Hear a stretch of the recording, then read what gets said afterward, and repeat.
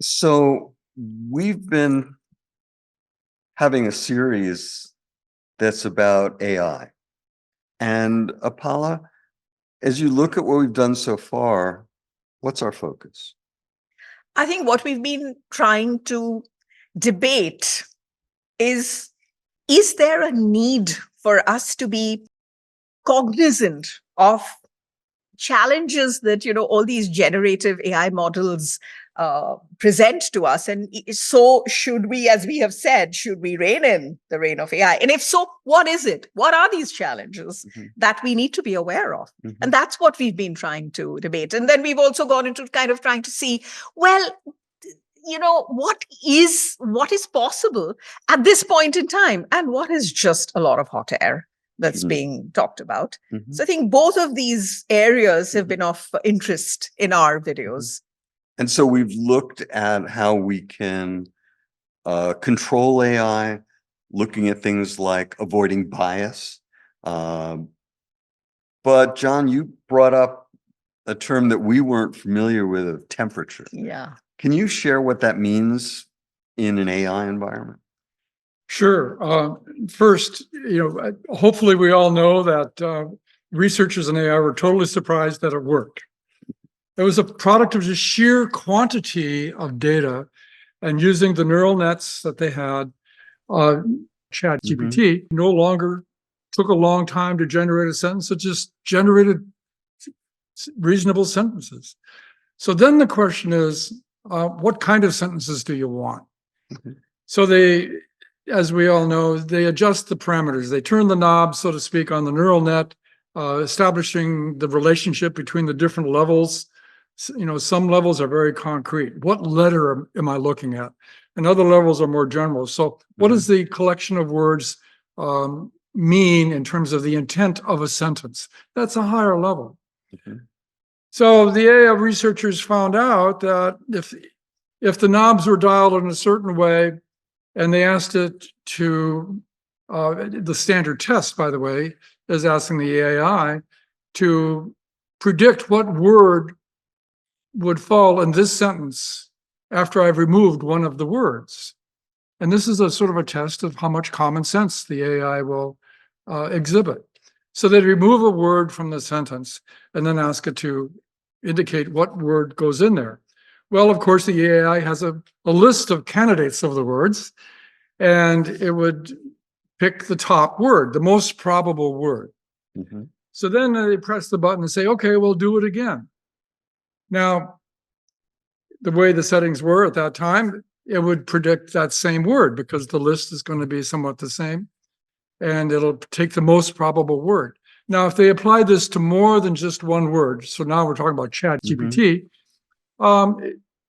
it's predicting the whole sentence. That would mean when you press the button again, the same sentence is going to come out. In other words, everything is really predictable because that's the truth. So it's the amount of variability. That's allowed in the settings on the neural net. So why would this matter in a real world environment? Don't you always want a perfect answer? It sounds like it. Yeah. But for example, marketing. So you're writing your marketing letters. You want it to sound human, and guess what? Humans are not totally predictable. You don't want all your marketing letters to sound identical. And so what humans do is they add some creativity to their marketing materials. They use metaphors, analogies, all little non-sentences. Good advertising copywriting uses non-sentences. So these are the unpredictable things that represent the creativity involved and makes it interesting.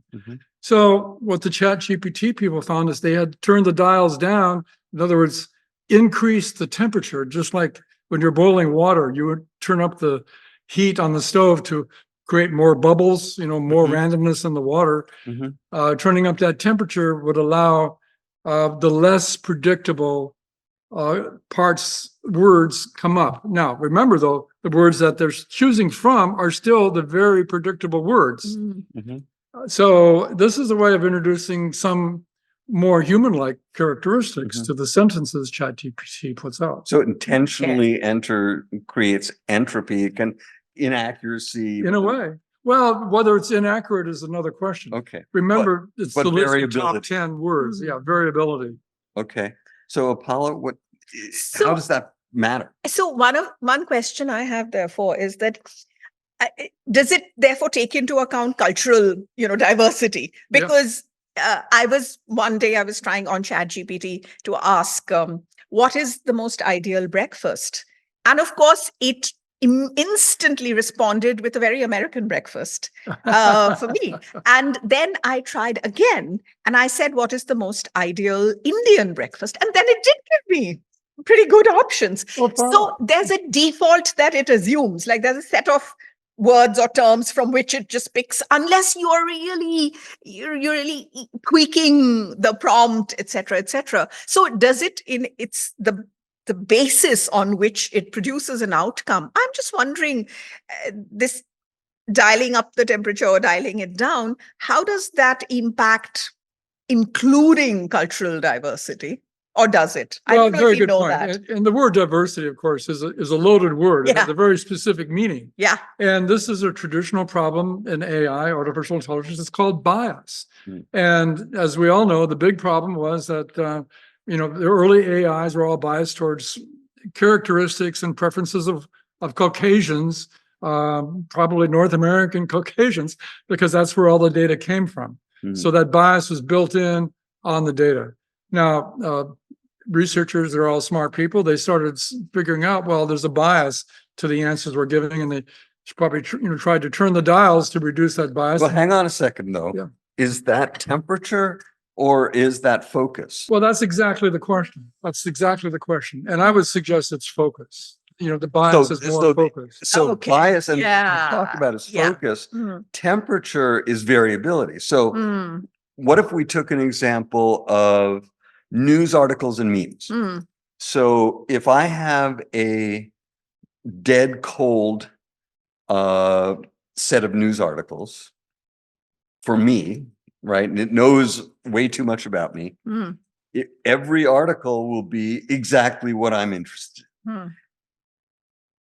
Is that a good thing? Is that what we should do? But that's a filter bubble, right? Yeah, so we're talking about filter bubbles are an important part of AI, dangerous part of Yeah. AI. So And that's been kind of on the radar. It's been on the radar for a long time. can temperature help? Mm. Interesting. So if question. I don't know. go, I'm not so right now sure. I get every ad is something I care about. Every Mm. musical instruments, right? See behind. Every political statement is, from my perspective, makes me happy. Mm. What would happen if we turned up the temperature? Well, let's get specific. Remember Congress, the conservatives in Congress are trying to beat up Google for biasing its search algorithm because it favored the libs. Remember that? But that's wrong. It favors whoever the user is. Exactly. And also it favors the quantity, right? Mm. So in a sense, there's a lot of things going on in this equation. So when you say the quantity, that's how many memes are out there. Yeah, a very good point. Okay. Very good point. So that's not temperature, but temperature would be, I intentionally serve you up memes that you might not like. Yeah. It's not exactly from your own preferential sort of viewpoint. It showcases other opposing views, etc., which doesn't happen so much nowadays. Now, if I want to optimize your engagement, I would bet I would want some warmth, right? If I get exactly the thing that is my confirmation bias every single time, I probably don't engage as long, right? But what if we were legislating even a higher level of temperature? Could we burst the bubbles? Well, so I'll give the technical background. You guys can talk about the implications, but the technical background is higher temperature really means within the context that you've given as in your prompt engineering, within the context, now we're going to see what is the allowed variability. And I would suggest probably not, because temperature has to do with the creative way of saying what you want to say. It's not controlling Okay. what you want to say. But does it, if you're, say, selecting news items to show me Right. or memes to show me, it's not creating the memes. So if I'm creating a meme, I get that. But what if I'm increasing the temperature in the selection of news items and memes? So I have more variety in that. As a result of that, will that happen? Is Wouldn't your that be question. cool? Yeah, of course. Well, to be honest, that's a good question. I'm thinking it's more of a technical question though, because remember, the AI, the generative AI is set up to predict, right? And also you can ask for citations for the opinions or findings that it's giving you. So it's going to have a list of sources for the information if you ask. If you don't ask, it's not going to give them. But the fact is, things that ChatGPT gives you, it has some grounding in the body of literature, which is gigantic, beyond belief. So isn't this a second thing? So if I wanted to develop an algorithm that would serve up memes, serve up news items, then I could increase the temperature setting. The other thing I could do is manifest the sourcing. So, so many times, you'll have a meme and it's just clearly false, or it's right. And so if you look at the sources of that, then maybe we have a way of seeing that. So maybe that's right now we have a plague on our nation because we have Worldwide, actually, everywhere, right? You're we have talking a about plague on our civilization. yes, I think that is more accurate. Yeah. Yeah, yeah. Interesting. So what we've heard then is that we can have settings in the AI where we can increase the temperature, which does stretch that bubble. It'll serve me up things that are not just all confirmation bias. It would do that anyway, just to keep me engaged, but maybe we demand that it's bigger. And it's also possible to maybe surface the source and say, where is this from? And begin to be able to have that level of truth in front of people. Interesting, huh? If I may comment, prompt engineering. Guess what? My feeling is in high school, all the kids should learn how to be prompt engineers. Yeah. The fact is, it's ChatGPT, these generative AI things, they're all computer based. Computational reasoning is based on the instruction it gets. Yeah. I have been in situations where I've directly asked GPT, give me the results of scientific research on this phenomena, which is, it's not mainstream. And it says, well, there isn't any. Well, I knew there was because I've read it. Yeah. So I would point out some research in that area. And it says, oh, I'm so sorry. I just didn't think it was mainstream enough for you to learn about it. Oh, Interesting. come on. That's not fair. Yeah. It's just saying, well, forgive my ignorance. I wasn't going to tell you because you're too dumb to listen.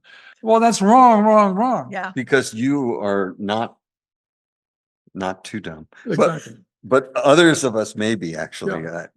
So but what does that mean? So well, very good point. You have to ask, please share with me the main techniques of cooking rice, and include in that techniques that very few people may know about. Okay. that's Interesting. So the ability to expand, actually, if I increase the temperature, I might naturally expand that.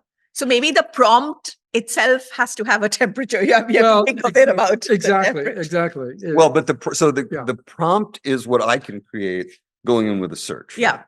But the thing that's impacting society is not that. The thing impacting society is what's served up in a YouTube, in a Facebook, as a basis of on the basis of algorithms that exist. Yeah. So we have some dimensions. Yeah. That we can tweak with algorithms. I think you're right, though. Children should be taught prompt engineering, and they should be taught how to be detectives when they're doing prompt engineering. So they're like, okay, no, I get a clue here that you're not wrong. I need to move this direction. And right. Yeah. So that's the future of AI and the future of education. Thank you, John, for joining us. Thank you. My pleasure. All right.